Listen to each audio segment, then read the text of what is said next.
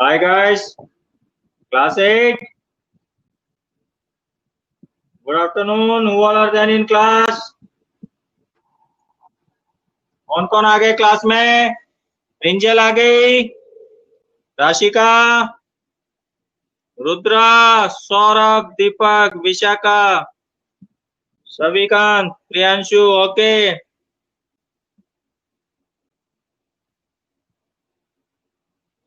तो गाइस सब मजे में? फाइन. हो गई सेलिब्रेशन वगैरह? राखी सेलिब्रेशन हो गई सबकी? तनिषा मजे में? खाना वाना खा ली? पराठे वराठे? ओके, चलो अब क्लास शुरू करते हैं. आज हम करेंगे चैप्टर 4 सिविक्स का page number 43. Page number 43, chapter 4 understanding loss. Chapter 4 page number 43 understanding loss. सबने निकाल लिया ये चैप्टर? ओके, क्या बात है, वेरी गुड. चलो अब इसमें हम देखते हैं. मैंने कहा था कि हमारे कंट्री में इक्वालिटी है. इक्वालिटी का मतलब होता है हमारे कंट्री में कोई भी व्यक्ति, चाहे वो रिच हो, पुअर हो, किसी भी इकोनॉमिकल स्टेटस से बिलोंग करता हो, किसी भी रिलीजन से बिलोंग करता हो, everyone is treated right before the eyes of law. Everyone is treated equal before the eyes of law. यानी कानून के लिए सब जो है वो समान है. अब हम यहाँ अंडरस्टैंडिंग लॉज में देखेंगे कि किस तरीके के कानून, कैसे लोगों को समानता दी जाती है, उन चीजों को हम अब इस चैप्टर में देखेंगे. A government official helps his son to go into hiding because his son has been given a 10-year jail sentence by district court for a crime that he has committed. Do you think that the government official actions were right? Should his son be exempt from the law just because his father is economically and politically powerful? The above is a clear case of violation of law. As you read in unit, members of the Constituent Assembly were agreed there should be no arbitrary exercise of power in independent India. They therefore instituted several provisions in the Constitution that would establish the rule of law. The most important of these was that all persons in independent India are equal before the law. यहाँ एक case दिया हुआ है कि एक अफसर का बेटा जिसको 10 साल की सजा हो गई, तो 10 साल की सजा हो गई और उसने अपने बेटे को भगा दिया, तो क्या वो सजा से बच सकता है? कि वो अफसर का बेटा है, गवर्नमेंट ऑफिशियल का बेटा है, गवर्नमेंट बड़े ऑफिसर का बेटा है, तो क्या इस वजह से वो सजा से बच सकता है? नहीं. इसीलिए हमारे कॉन्स्टिट्यूशन में इसी तरीके से रूल्स एंड रेगुलेशंस फ्रेम किए गए हैं ताकि कानून का सख्ती से पालन हो और सबके लिए जो है वो इक्वल हो.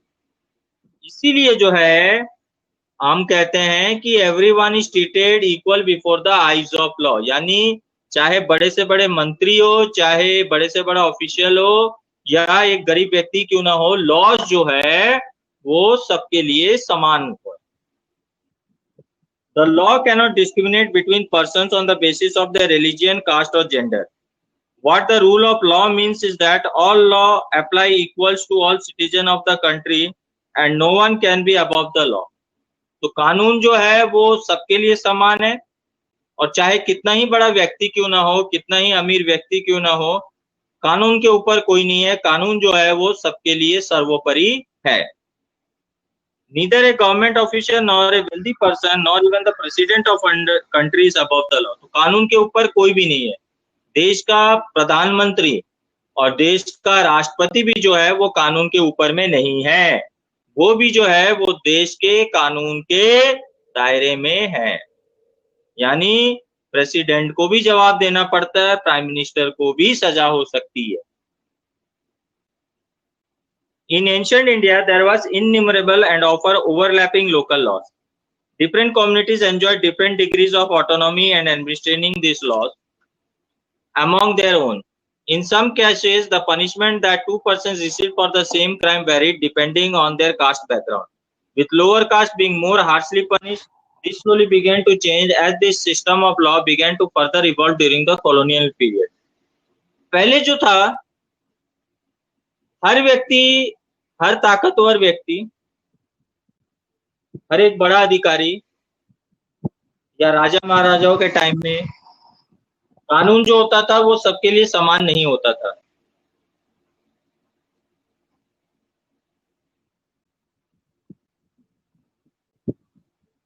ईशिका को चैप्टर 2 के क्वेश्चन आंसर चाहिए, तो ईशिका को चैप्टर 2 के क्वेश्चन आंसर्स चाहिए। चैप्टर 2 के क्वेश्चन आंसर्स मैंने लाइव तुमको सारे डिक्टेट करके लिखवा दिए थे। तो गर्ल्स, तुम लोगों ने जिसने भी क्वेश्चन आंसर सारे कंप्लीट कर चुके हो, आई होप सो, तो प्रिंजल, विशाखा, कोई भी है वो ईशिका को कांटेक्ट कर लेना और उसको जो है ये चैप्टर 2 के क्वेश्चन आंसर्स प्रोवाइड कर देना।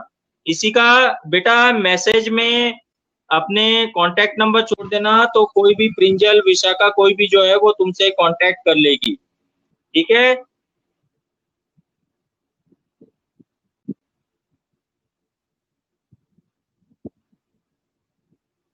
विशाखा तुमको प्रोवाइड करवा देगी ईशिका, ठीक है।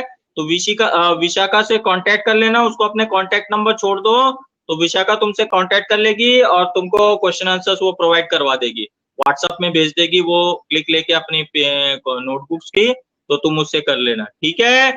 सॉल्व। अब कोई दिक्कत? तो कानून व्यवस्था के बारे में मैं पहले बता रहा था कि पहले जो है वो कानून व्यवस्था ऐसी थी कि जिस व्यक्ति को जैसा अच्छा लगता था, बड़ा, वो अपने हिसाब से जो है वो कानून को मोल्ड कर लेता था।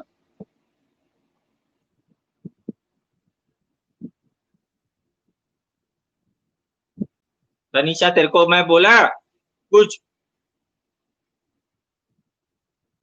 तो पहले जो है वो कानून व्यवस्था अपने हिसाब से लोग मोल्ड कर देते। पहले क्या है, समाज में लोग अपने रीति रिवाज के दुहाई पे अलग अलग नियम कानून बना रखे थे। ब्राह्मणों के लिए एक अलग रिवाज होता था, क्षत्रियों का एक अलग कानून होता था, जो बेचारे दलित या हरिजन लोग थे उनके लिए अलग कानून होता था।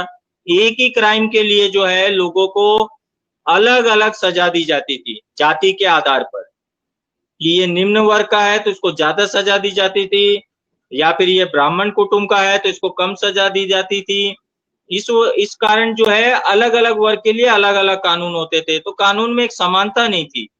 धीरे धीरे ये कानून कोलोनाइजेशन यानी ब्रिटिश रूल आने के बाद से धीरे धीरे लॉज चेंज होते गए, और जब भारत पूरा आजाद हो गया, इंडिपेंडेंट हो गया, तो ये जो है कानून सबके लिए समान हो गया, सबके लिए इक्वल हो गया। तो इस तरीके से जो है लॉज में चेंजेस होते आए और होते चले गए।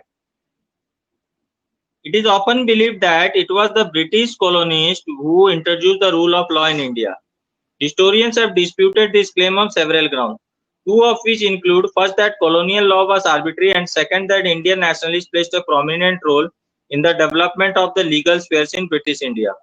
One example of the arbitrariness that continues to exist as a part of British law is the Sedition Act of 1817. The idea of sedition was broadly understood within this act.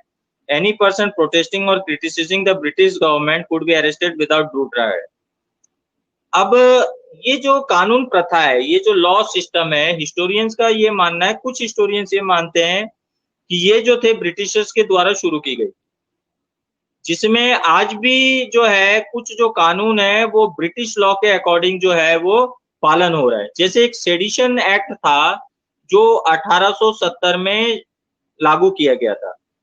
उस समय में ये लागू किया था कि कोई भी ब्रिटिश गवर्नमेंट के खिलाफ कोई भी प्रोटेस्ट करता है या क्रिटिसिज्म एक्टिविटी करती है तो उसको सीधा सीधा अरेस्ट कर लिया जाएगा और उसको सजा हो जाएगी बिना किसी ट्रायल के, यानी बिना कोर्ट में ले जाए उसको सजा हो जाएगी। तो ये सेडिशन एक्ट के तहत आज भी जो है कि अगर हम गवर्नमेंट के खिलाफ कोई काम करते, गवर्नमेंट प्रॉपर्टीज को नुकसान पहुंचाते, तो सीधे सीधे हमको अरेस्ट किया जाएगा। हालांकि उसमें थोड़ा बहुत या कुछ पार्ट जो है वो संशोधन किया गया, चेंजेस किया गया, लेकिन फिर भी हमने बहुत सारी जो कानून है वो ब्रिटिश कानून से भी हमने लॉ से भी अडॉप्ट किया हुआ है. Indian nationalists began protesting and criticizing this arbitrary use of authority by the British. They also began fighting for greater equality and wanted to change the idea of law from a set of rules that they were forced to obey to law as including ideas of justice. ये जो सेडिक्शन law हुआ था, इस law के तहत जो है, जो देशव्यापी आंदोलन चल रहा था, जो हमारे रिवोल्यूशनरीज या फ्रीडम स्ट्रगलर्स जो थे, फाइटर्स थे, वो जो देशव्यापी आंदोलन कर रहे थे आजादी के लिए, उनको रोकने के लिए ऐसे कानून बनाए गए थे. लेकिन ये कानून जो थे, ये रेवोल्यूशन एक्ट को नहीं रोक सके. फिर भी जो है देश भर डेमोन्स्ट्रेशन और स्ट्रगल्स चलते रहे, और जो हमारे रिवोल्यूशनिस्ट थे वो रेगुलरली ऐसे लॉज को चेंज करने के लिए, ऐसे लॉज को तोड़ते रहे और ऐसे लॉज को चेंज करने के लिए जो है वो प्रयास करते रहे.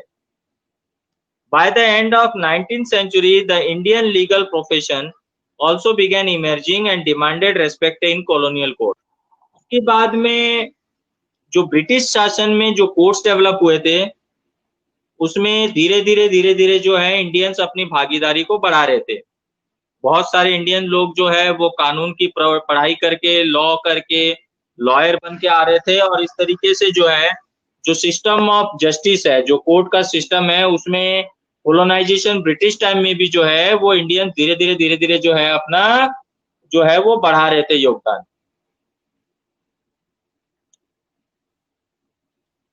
They began to use law to defend the legal rights of the Indians. Indian judges also began to play a greater role in making decisions. Therefore, there were several ways in which Indians played a major role in the evolution of the rule of law during the colonial period. तो इस तरीके से अंग्रेजों के शासन में भी जो भारतीय लोग वकील बनकर आए, वो कानून के तहत भारतीय लोगों की हितों की रक्षा करने की निरंतर प्रयास कर रहे थे. न केवल वकीलों ने ये प्रयास किया था, बल्कि कुछ लोग ऐसे भी थे, भारतीय लोग थे जो जज बनकर आए, वो भी ब्रिटिश रूल के टाइम में. वो भी ये देख रहे थे कि जो भी बेहतर कानून के दायरे में रहकर लोगों के लिए किया जा सके वो करे. तो इस चीज का प्रयास जो है वो किया जा रहा था. With the adoption of the constitution, this document served as the foundation on which our representatives began making laws for the country. तो इसके आधार पर जो है वो कानून प्रक्रिया, लॉज को डेवलप करना, ये सब जो है वो चल रहा था. ठीक है.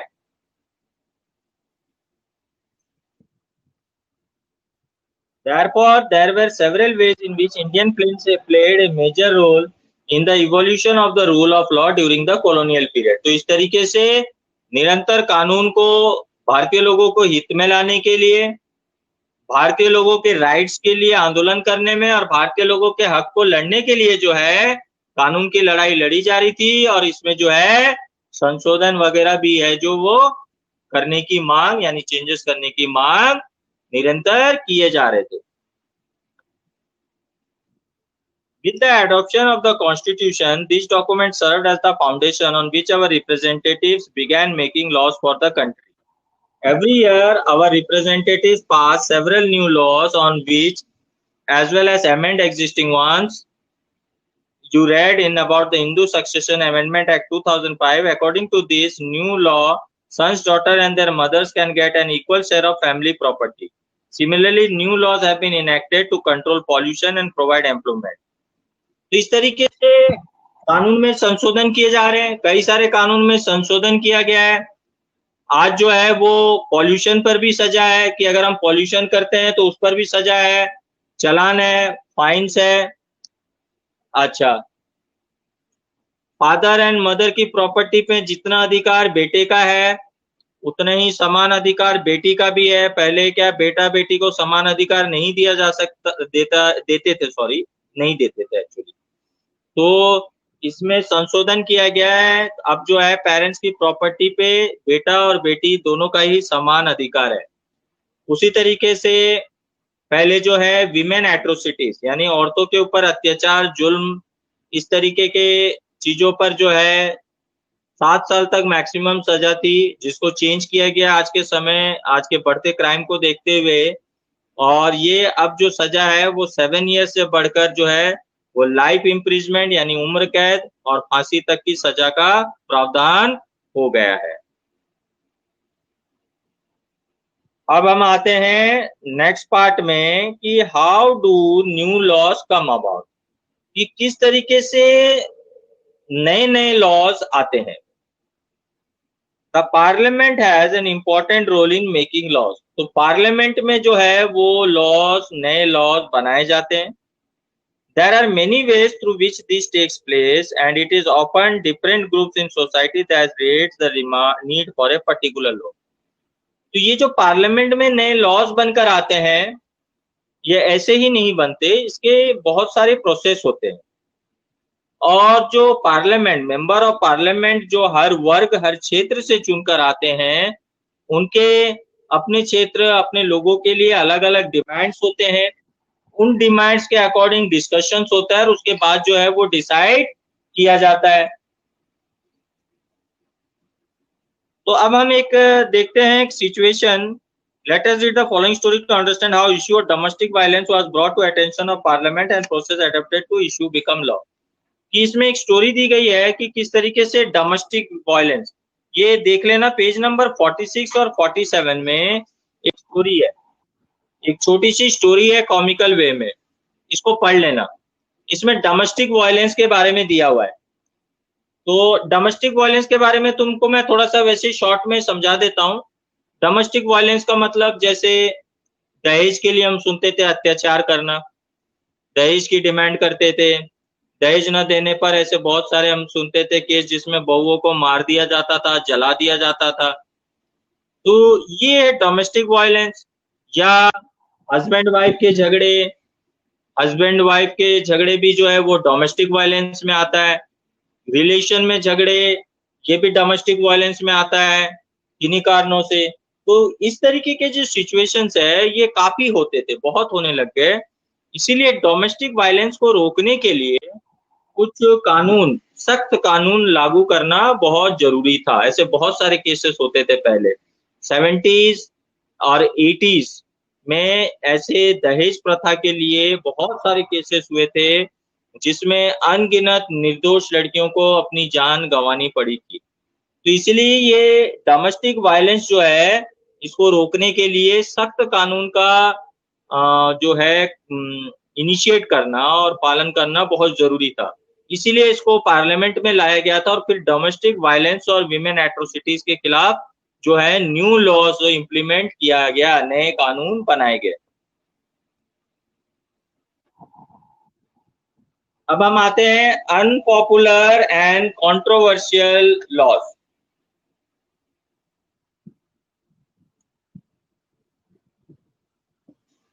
ऐसे कौन से लॉज थे जो बहुत कंट्रोवर्शियल हुए, वो हम देखते हैं।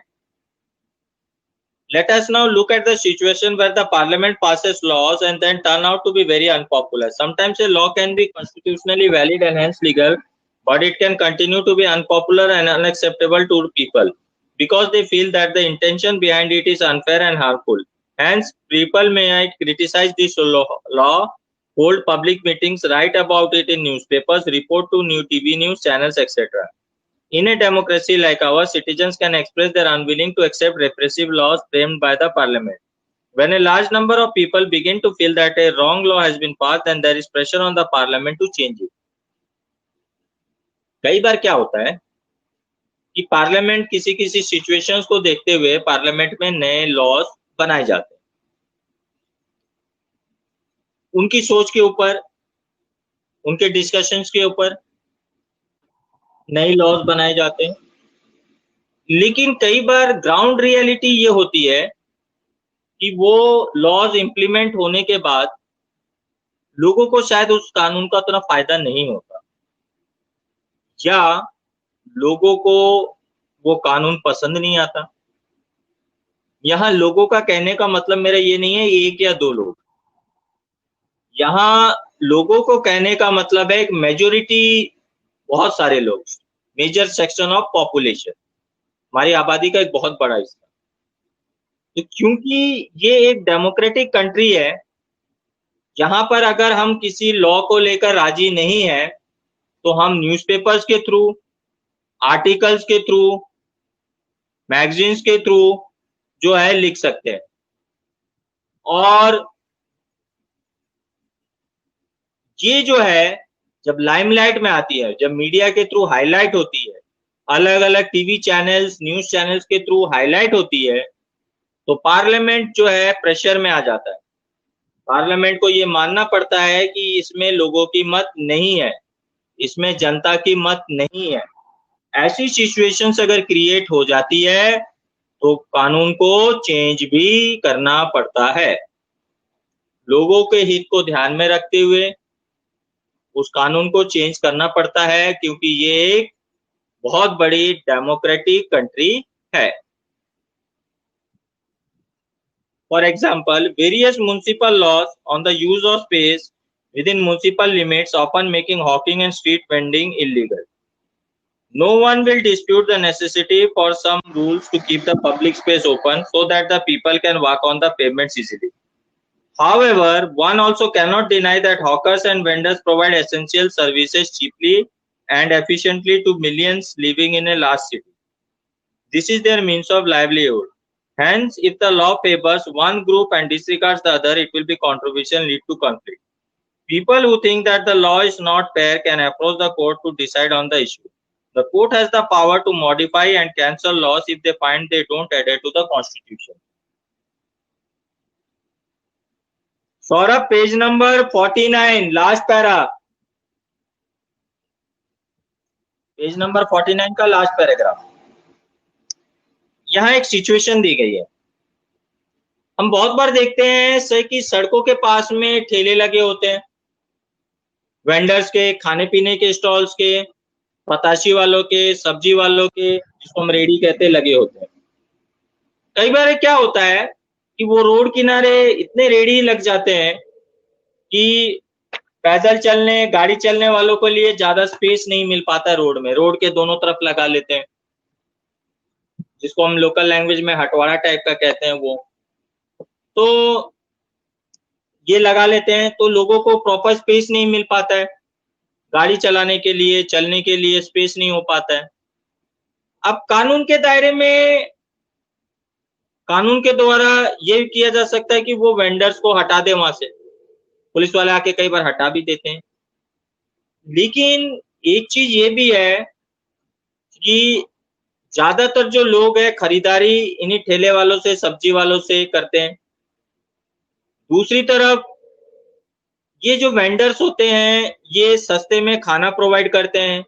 एक मेजर सेक्शन ऑफ लोग है, हर व्यक्ति जो है वो बड़े बड़े होटल्स या रेस्टोरेंट में जाके नहीं खा सकते। पॉसिबल नहीं है कि हम रोज होटल्स और रेस्टोरेंट में जाकर खाना खाएं। तो जो लोग बाहर काम करते हैं या उनके पास घर में बनाने की इतना टाइम नहीं होता है, वो लोग स्ट्रीट फूड्स पे डिपेंडेंट है, जो इन ठेलों पे नाश्ता पानी वगैरह, नाश्ता करना, खाना खाना डिपेंडेंट है। अगर इनको हटा दे तो वो लोग फिर कहाँ जाए, ये क्वेश्चन है।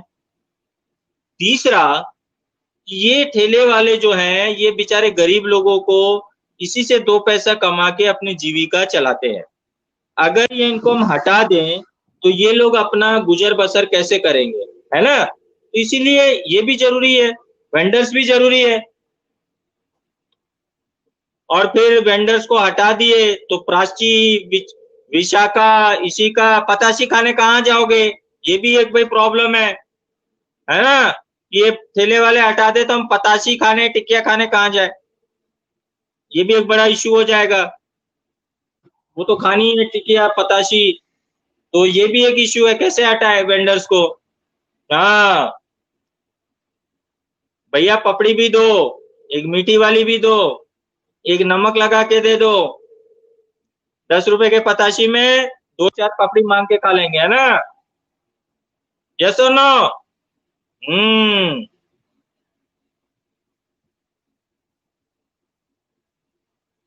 तनीषा मुझे नहीं खानी, रुक तेरे को दिखा दिखा के मैं पताशी खाऊंगा, एकदम स्पाइसी बनवा के, एकदम डिलीशियस खट्टा मीठा पताशी, मसाला वसाला भर के, फिर मैं देखता हूँ, फिर बोलना मैं नहीं खाऊं।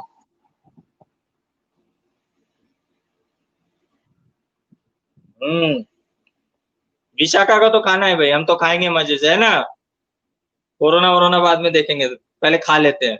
ओके, नहीं अभी ठेलों का मत खाना, अभी थोड़ा बीमारी है, अभी थोड़ा रेस्ट्रिक्शंस में ही रहो, घर में बना बना के खा लो, या बिल्कुल कहीं पर बहुत हाइजीनिक तरीके से बना रहे हो तो वहां खा लो, ठीक है ना। ओके, तो इसीलिए ये एक कंट्रोवर्शियल इश्यू हो जाता है। इसमें हम क्या कर सकते हैं ऐसे सिचुएशंस में? मान लो कि अगर पर्टिकुलर किसी एरिया में, पर्टिकुलर किसी कॉलोनी में इन हॉकर्स को लेकर या वेंडर्स को लेकर परेशानी हो रही है, तो वो लोग कोर्ट में इसके खिलाफ अपील करेंगे, और कोर्ट जो है वो डिसीजन लेगा कि जेन्युइन डिसीजन, कि कहां पर क्या सिचुएशन है, वो क्या करनी चाहिए।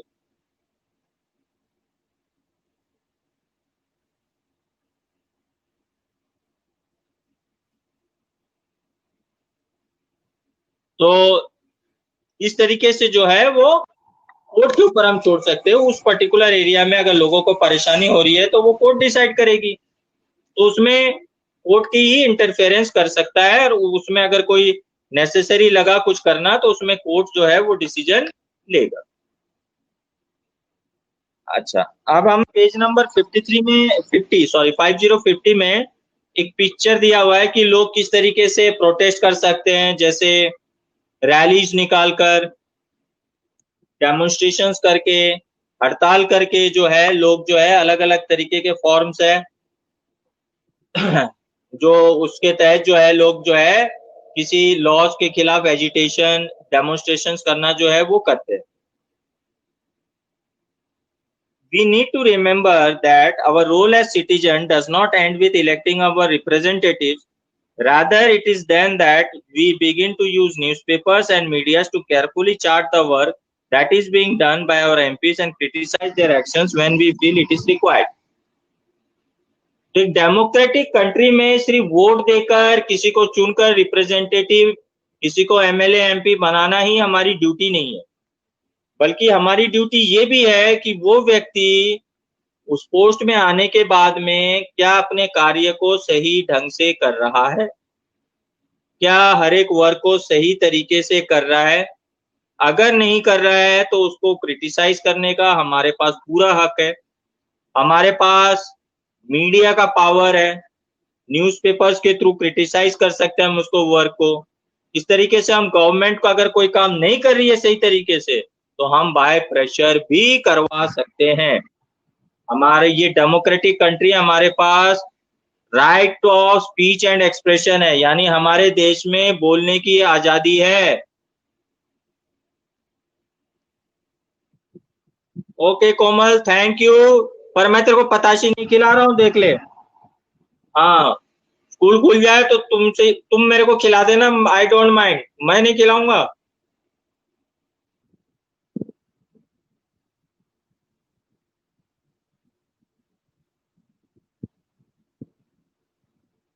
तो डेमोक्रेटिक कंट्री में हमको हमारा हक जताने का, हमको बोलने का बिल्कुल अधिकार है। तुमने देखा होगा आज तक वगैरह चैनल्स में कार्टून्स आते हैं, वो क्या तो बोलते हैं उसमें, सो सॉरी, सो सॉरी नाम के आते हैं, जिसमें हम किसी टॉपिक पे अगर हंसी उड़ानी हो तो मिनिस्टर्स के भी कार्टून बना देते हैं हम उसमें पीएम के भी अलग अलग कार्टून, राहुल गांधी जी के तो खूब कार्टून्स बनते हैं, तो मॉक कर सकते हैं। और उसमें ये एक जो है वो अलग अलग सिचुएशंस को दिखाने का तरीका होता है। तो इस तरीके से जो है हमारे देश में बोलने की आजादी है, इसीलिए हम किसी पे भी कमेंट कर सकते हैं। यहाँ पर कोई किसी के लिए कुछ भी बोल सकता है। हमारे यहाँ कंट्री में बोलने की पूरी जो है आजादी है, और हमारे पास पूरा राइट्स है कि अगर हमको कोई चीज, गवर्नमेंट का कोई लॉस हम पे थोपा जा रहा है, तो हम उसके खिलाफ डेमोन्स्ट्रेशन कर सकते हैं, हम रैली निकाल सकते हैं, हम बाकायदा स्ट्राइक कर सकते हैं, हड़ताल कर सकते हैं। पर हमारे यहाँ तो क्या करते हैं कि सीधा स्ट्राइक हुई नहीं, दो चार बसें फूक दी हैं, टायरें जला दी हैं, किसी के भी शीशे फोड़ देते हैं, किसी भी दुकानों की शटर तोड़ देते हैं। ये चीज गलत है, ऐसा नहीं होना चाहिए। हम एक पीसफुल वे में डेमोन्स्ट्रेशन कर सकते हैं। डेमोन्स्ट्रेशन का मतलब ये नहीं कि हाँ भाई ठीक है सब निकल गए हड़ताल करने और बगल की नमकीन की दुकान खुली थी तो जबरदस्ती सब समोसा कचरी उठा के खा गए। एक पीसफुल वे में डेमोन्स्ट्रेशन कर सकते हैं ताकि गवर्नमेंट जो है हमारी बात को सुने, और इसके लिए अलग अलग प्रेशर ग्रुप्स होते हैं, अलग अलग संगठन होते हैं, जैसे आरएसएस है, करनी सेना है, और भी ऐसे बहुत सारे प्रेशर ग्रुप्स हैं जो लोगों की आवाज को जो है वो गवर्नमेंट में उठाते हैं या गवर्नमेंट में बताते हैं। तो इस तरीके से जो है हम अपनी बात को मनवा सकते हैं, हम अपनी बात को गवर्नमेंट के सामने में जो है वो रख सकते हैं। ठीक है ना? हाँ ऋषभ, पीसफुल वे में तुम चाहो तो भूख हड़ताल कर सकते हैं। हम भूख हड़ताल करके भी अपनी बात मनवा सकते हैं। टेंट लगा लो, भूख हड़ताल करो, उसमें सुबह 4 पराठे आलू के पराठे खा लेना, 2-4 गिलास जूस पी के फिर भूख हड़ताल करना और गवर्नमेंट से अपनी डिमांड मनवाना।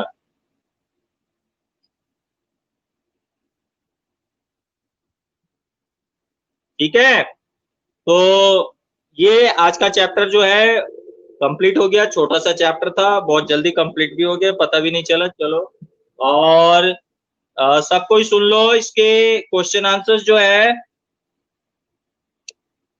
इसके क्वेश्चन आंसर्स हम नेक्स्ट क्लास में करेंगे। आज हो नहीं पाएगा, अब टाइम ज्यादा बचा नहीं है, 2-4 मिनट ही बचे हैं।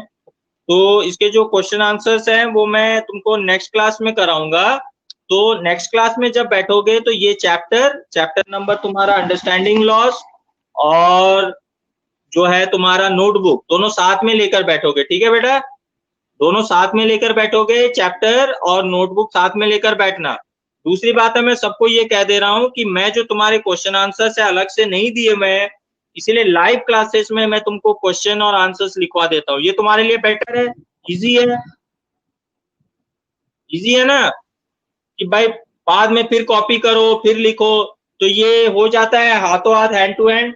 इसीलिए तुम लोग मिस मत करना, क्वेश्चन आंसर्स को क्लास में कर लेना।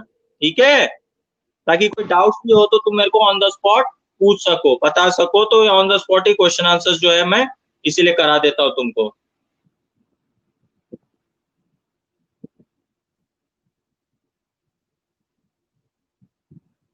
तनिषा, मम्मी पापा मान ले क्या? मैं समझा नहीं, क्या मान ले मम्मी पापा? भूख हड़ताल के लिए?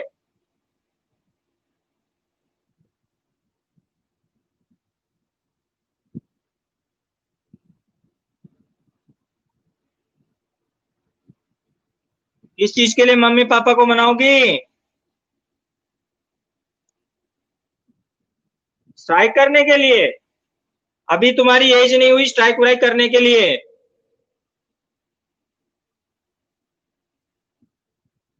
विशाखा, इसको नंबर दे देना इशिका को।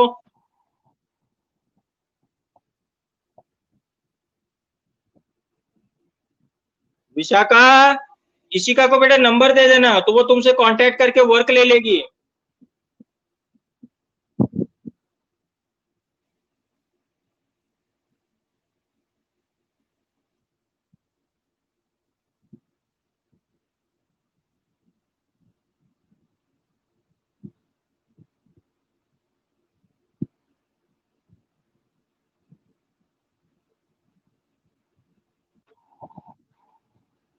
Okay, that's it for today. Thank you. Have a nice day. Bye.